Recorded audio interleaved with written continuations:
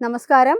അനന്തമായ ബഹിരാകാശത്തിനും സാധാരണ വിമാനങ്ങൾ സഞ്ചരിക്കുന്ന ആകാശ സീമകൾക്കും മധ്യേ സ്ട്രാറ്റോസ്ഫിയർ എന്ന അതിതീവ്ര പ്രതികൂലാവസ്ഥ നിറഞ്ഞ മേഖലയിൽ വട്ടമിട്ട് പറക്കുന്ന അതിനൂതന വ്യോമയാന സംവിധാനങ്ങൾ ആധുനിക പ്രതിരോധ രംഗത്ത് വൻ വിപ്ലവത്തിനാണ് തിരികൊളുത്തിയിരിക്കുന്നത്.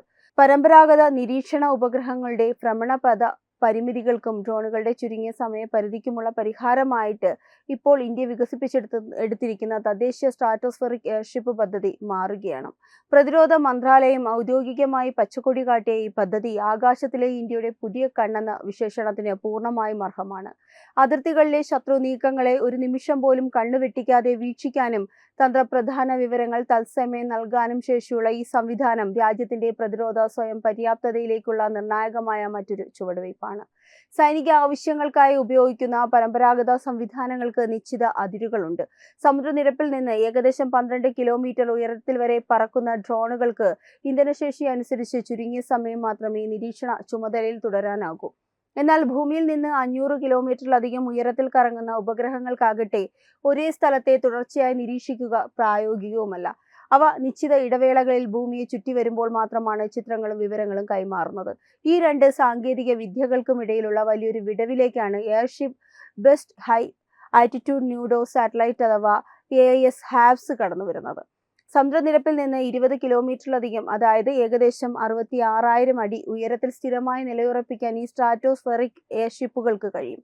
മാസങ്ങളോളം തുടർച്ചയായി ഈ ഒരേ മേഖലയ്ക്ക് മുകളിൽ നിലയുറപ്പിച്ചു നിർത്തി കൃത്യമായ വിവരങ്ങൾ ശേഖരിക്കാൻ സാധിക്കുമെന്നതാണ് ഇവയുടെ പ്രധാന സവിശേഷത. ഈ തദ്ദേശീയ എയർഷിപ്പുകളുടെ സാങ്കേതിക തികവും ഉപകരണശേഷിയും പ്രതിരോധ വ്യൂഹത്തെ കൂടുതൽ ശക്തിപ്പെടുത്തും. നൂതനമായ ഇലക്ട്രോ ഒപ്ട്രോണിക് ഉപകരണങ്ങൾ, രാത്രികാല നിരീക്ഷണ ക്യാമറകൾ, തെർമൽ ഇമേജിംഗ് സംവിധാനങ്ങൾ, ഇലക്ട്രോണിക് ചാര സംവിധാനങ്ങൾ എന്നിവ ഇതിൽ ഘടിപ്പിച്ചിരിക്കും. അതിർത്തി കടന്നുള്ള ശത്രു സൈന്യത്തിന്റെ ചെറിയ ചലനങ്ങൾ പോലും അതിവിദൂരതയിൽ നിന്ന് തിരിച്ചറിയാനും ആശയവിനിമയങ്ങൾ ചോർത്താനും ഇതിലൂടെ സാധിക്കും. യുദ്ധക്കളത്തിലെ അനിശ്ചിത തത്വങ്ങൾ ഒഴിവാക്കി ലക്ഷ്യസ്ഥാനങ്ങൾ കൃത്യമായി കണ്ടെത്തി ആക്രമണം നടത്തുന്നതിനായുള്ള സെൻസിറ്റീവ് ഷൂട്ടർ ചങ്ങല പൂർണ്ണ സജ്ജമാക്കാൻ ഭാരതീയ സേനയ്ക്ക് ഇത് വലിയ പിന്തുണയേകും. ഉപഗ്രഹങ്ങളെ അപേക്ഷിച്ച് നിർമ്മാണ ചെലവും വിക്ഷേപണ ചെലവും വളരെയധികം കുറവാണ് എന്നതും ആവശ്യമനുസരിച്ച് നിയന്ത്രിച്ച് അനുയോജ്യമായ സ്ഥാനത്തേക്ക് എത്തിക്കാമെന്നതും ഇവയുടെ മേന്മ വർദ്ധിപ്പിക്കുന്നു. കേന്ദ്ര സർക്കാരിന്റെ മേക്ക് ഇൻ ഇന്ത്യ നയത്തിന്റെ തിളക്കമാർന്ന ഉദാഹരണമാണ് ഈ പദ്ധതി. മേക്ക് 1 വിഭാഗത്തിലാണ് ഈ പദ്ധതി ഉൾപ്പെടുത്തിയിരിക്കുന്നത്. പ്രോട്ടോടൈപ്പ് വികസനത്തിന്റെ 70% കേന്ദ്ര സർക്കാർ നേരിട്ട് ഫണ്ട്. വ്യോമസേനയുടെ ഡയറക്ടറേറ്റ് ഓഫ് ഓപ്പറേഷൻ നേതൃത്വം നൽകുന്ന ഈ സംരംഭത്തിലേക്ക് രാജ്യത്തെ പ്രമുഖ സ്വകാര്യ എയ്റോസ്പേസ് കമ്പനികളെയും ക്ഷണിച്ചിട്ടുണ്ട്. മുമ്പ് മധ്യപ്രദേശിൽ DRDO നടത്തിയ വിജയകരമായ സ്ട്രാറ്റോസ്ഫെറിക് എയർഷിപ്പ് പരീക്ഷണം ഈ ദൗത്യത്തിന് ശക്തമായ അടിത്തറയായിട്ടുണ്ട്. America, China, Russia, France, Japan തുടങ്ങിയ ലോകശക്തികൾ ഈ സാങ്കേതിക വിദ്യ കൈവശപ്പെടുത്താൻ വലിയ ഗവേഷണങ്ങൾ നടത്തുമ്പോൾ ഇന്ത്യയും സ്വന്തം ശേഷി തെളിയിച്ച് ഈ ആഗോള നിരയിൽ ഒന്നാമതായി തന്നെ മുന്നേറുകയാണ്. നിരീക്ഷണത്തിന് പുറമെ ആശയവിനിമയ ശൃംഖലകൾ വ്യാപിപ്പിക്കുന്നതിനും ദുരന്ത നിവാരണ സമയങ്ങളിൽ തടസ്സമില്ലാതെ ആശയവിനിമയം ഉറപ്പാക്കുന്നതിനും ഈ സ്ട്രാറ്റോസ്ഫെറിക് എയർഷിപ്പുകൾക്ക് സാധിക്കും. രാജ്യത്തിന്റെ ഭൗമ അതിർത്തികളിലും കടൽ തീരങ്ങളിലും ഒരുപോലെ സർവ്വവ്യാപിയായ നിരീക്ഷണം സാധ്യമാകുന്നതോടെ ശത്രു രാജ്യങ്ങളുടെ പെട്ടെന്നുള്ള കടന്നുകയറ്റങ്ങൾ പൂർണ്ണമായും തടയാൻ ഇന്ത്യക്കാവും. അതിർത്തിയിലെ നിശബ്ദ കാവലാളായി മാറി ഭാരതത്തിന്റെ സുരക്ഷയ്ക്ക് ഒരു പുതിയ കവചം തീർക്കുന്ന ഈ സ്ട്രാറ്റോസ്ഫെറിക് എയർഷിപ്പ് പദ്ധതി ആധുനിക പ്രതിരോധ സാങ്കേതിക വിദ്യയിലെ ഇന്ത്യയുടെ വമ്പൻ കുതിച്ചുചാട്ടത്തിന്റെ വ്യക്തമായ അടയാളപ്പെടുത്തലാണ്. ഇന്ത്യയുടെ തദ്ദേശീയ സ്ട്രാറ്റോസ്ഫെറിക് എയർഷിപ്പ് പദ്ധതി കേവലം ഒരു പുതിയ സൈനിക ഉപകരണം മാത്രമല്ല, മറിച്ച് വടക്കൻ പടിഞ്ഞാറൻ അതിർത്തികളിൽ നിലനിൽക്കുന്ന ശക്തി സമവാക്യങ്ങളെ ഇന്ത്യക്ക് അനുകൂലമായി തിരിച്ചുവിടുന്ന നിർണായകമായ പ്രതിരോധ തന്ത്രമാണ്. ഭൂമിശാസ്ത്രപരമായി ഹിമാലയൻ മലനിരകൾ അതിരിടുന്ന യഥാർത്ഥ നിയന്ത്രണ രേഖകളിലും മരുഭൂമികളിലും ചതുപ്പുകളിലും നിറഞ്ഞ ഇന്ത്യ പാക് അതിർത്തിയിലും ശത്രുരാജ്യങ്ങൾ ഉയർത്തുന്ന ഭീഷണികൾക്ക് കൃത്യമായ മറുപടി നൽകാൻ ഈ സാങ്കേതിക വിദ്യയിലൂടെ ഇന്ത്യക്ക് സാധിക്കും. പാകിസ്ഥാനെയും ചൈനയും സംബന്ധിച്ചിടത്തോളം വലിയൊരു തന്ത്രപരമായ തിരിച്ചടിയാണ് ഇന്ത്യയുടെ ഈ മുന്നേറ്റം. പാകിസ്ഥാനെ സംബന്ധിച്ചിടത്തോളം ഈ സംവിധാനം അതിർത്തി കടന്നുള്ള ഭീകരവാദത്തിനും നിഴൽ യുദ്ധത്തിനും വൻ തിരിച്ചടിയാകും.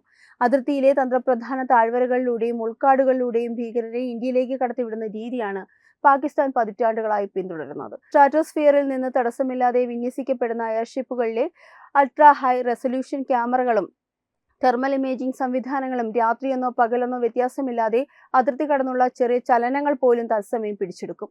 ഭീകരരുടെ കൺസീൽമെന്റ് അഥവാ ഒളിച്ചിരിക്കാനുള്ള ശേഷിയെ ഇത് പൂർണ്ണമായും ഇല്ലാതാക്കും. കൂടാതെ പാകിസ്ഥാൻ സൈന്യത്തിന്റെ അതിർത്തിയിലെ സന്ദേശങ്ങളും റഡാർ തരംഗങ്ങളും ചോർത്താൻ ഇന്ത്യക്ക് സാധിക്കുന്നതിലൂടെ ശത്രുവിന്റെ ഏതൊരു പെട്ടെന്നുള്ള സൈനിക നീക്കവും മുൻകൂട്ടി അറിഞ്ഞ് പ്രതിരോധിക്കാൻ ഇന്ത്യൻ സേനയ്ക്ക് കഴിയും. ചൈനയുമായുള്ള അതിർത്തി തർക്കങ്ങളിൽ ഇന്ത്യയുടെ കൈകൾക്ക് കരുത്തേകുന്ന ഒന്നാണ് ഈ പുതിയ ആകാശക്കണ്ണ്.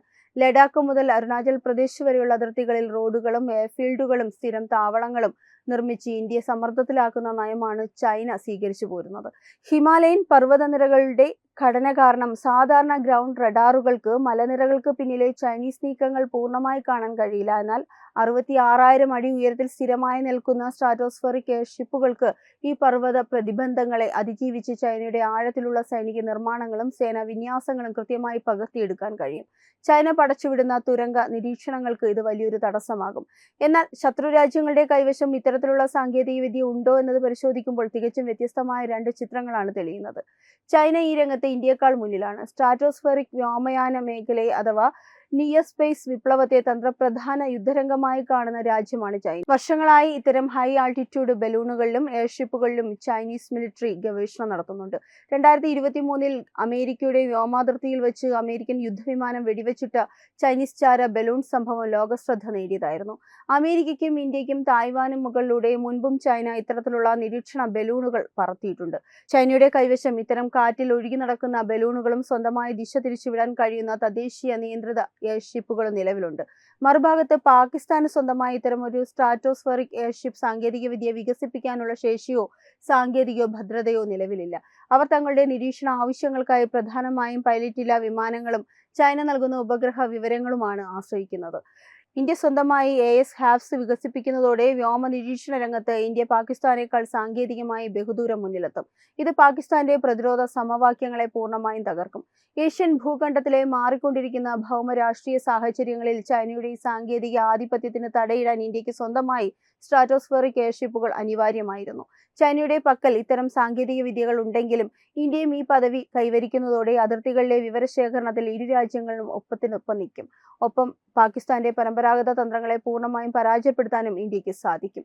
ചുരുക്കത്തിൽ ചൈനയ്ക്കെതിരെ തന്ത്രപരമായ പ്രതിരോധ തുല്യത കൈവരിക്കാനും പാകിസ്ഥാന് മേൽ സമ്പൂർണ്ണ നിരീക്ഷണ ആധിപത്യം സ്ഥാപിക്കാനും ഇന്ത്യയെ സഹായിക്കുന്ന വലിയൊരു നിർണായക തിരിച്ചടിയാണ് ഈ പദ്ധതി. ഈ വാർത്തയെ പറ്റിയുള്ള നിങ്ങളുടെ അഭിപ്രായങ്ങൾ കമന്റ് ചെയ്യുക. വാർത്തകൾ വേഗത്തിൽ അറിയാനായി ചാനൽ സബ്സ്ക്രൈബ് ചെയ്യുക. വെബ് ഡെസ്ക് തത്വമൈ ന്യൂസ്. HIV അണുബാധ സന്തോഷപൂർണമായ ഒരു ജീവിതത്തിന് തടസ്സമല്ല. HIV അണുബാധയ്ക്ക് ഫലപ്രദമായ ചികിത്സ ഇന്ന് ലഭ്യമാണ്. ഇതിന് യഥാസമയം അണുബാധ കണ്ടെത്തുന്നതും കാലേക്കൂട്ടി ചികിത്സ നടത്തേണ്ടതും അത്യാവശ്യമാണ്. സൗജന്യമായ ചികിത്സയും മാർഗനിർദ്ദേശങ്ങളും സർക്കാർ ആശുപത്രികളിലെ ART അഥവാ ഉഷസ് കേന്ദ്രങ്ങളിൽ ലഭ്യമാണ്. ആരോഗ്യ സംരക്ഷണം ഓരോരുത്തരുടെയും ഉത്തരവാദിത്തമാണ്.